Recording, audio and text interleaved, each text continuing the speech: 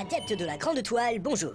Aujourd'hui, nous allons continuer à parler de la trilogie Matrix et nous allons nous pencher sur l'un des aspects qui a tant divisé le public, les enjeux. Que se passe-t-il vraiment dans Matrix? Est-il question d'humains opprimés par des machines? Neo est-il vraiment le sauveur des humains? Mais y a-t-il seulement des humains dans la matrice? Eh oui, même si l'on ne s'en rend pas forcément compte, les Wachowski jouent avec nos réflexes de spectateurs et prennent un malin plaisir à nous induire en erreur. On commence par une petite piqûre de rappel. Souvenez-vous, dans le premier épisode, Morpheus dit à Neo d'oublier les concepts de vrai et de faux. Il lui dit plusieurs fois d'ouvrir son esprit. Trinity, quant à elle, incitera Neo à explorer la matrice par lui-même s'il veut comprendre ce qu'elle est. Évidemment, toutes ces phrases ne sont pas vaines.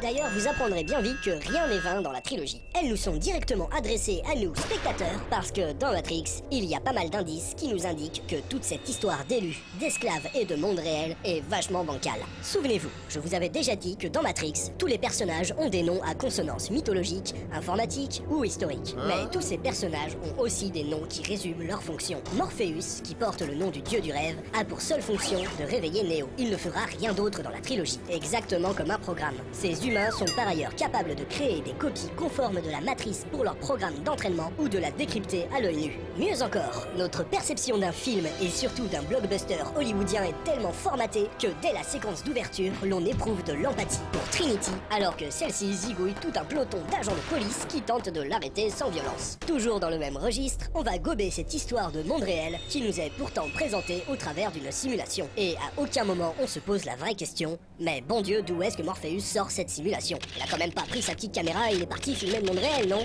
Il y a un autre point très important qui nous passe complètement sous le nez. Avec nos réflexes de spectateurs, l'on croit que Trinity tombe amoureuse de Neo parce que c'est le héros, qu'il a la classe et des beaux cheveux. Mais ce n'est pas ce que l'oracle lui a prédit. Celui dont elle tombera amoureuse sera l'élu. En gros, Thomas Anderson, c'est juste un mec normal, jusqu'à ce que Trinity ne s'intéresse à lui. Dans Matrix Reloaded, l'on comprend avec le personnage de Perséphone que le baiser est aussi un transfert d'informations. Donc, comme l'a annoncé l'agent Smith, Thomas Anderson meurt et Trinity lui transmet au moyen d'un baiser les informations nécessaires pour qu'il devienne enfin Neo, l'unique, l'élu. Les frères Wachowski ne font bien sûr pas tout ça pour se fendre la poire au détriment du public. Ils cherchent avant tout à nous libérer de nos réflexes conditionnés. Car s'il n'y a pas forcément d'humains opprimés dans la matrice, ni de monde réel, nous autres spectateurs sommes bel et bien les esclaves de nos automatismes de pensée face à un film. Voilà, c'est tout pour aujourd'hui et on finira avec Matrix dans le prochain numéro. Donc à bientôt pour de nouvelles aventures.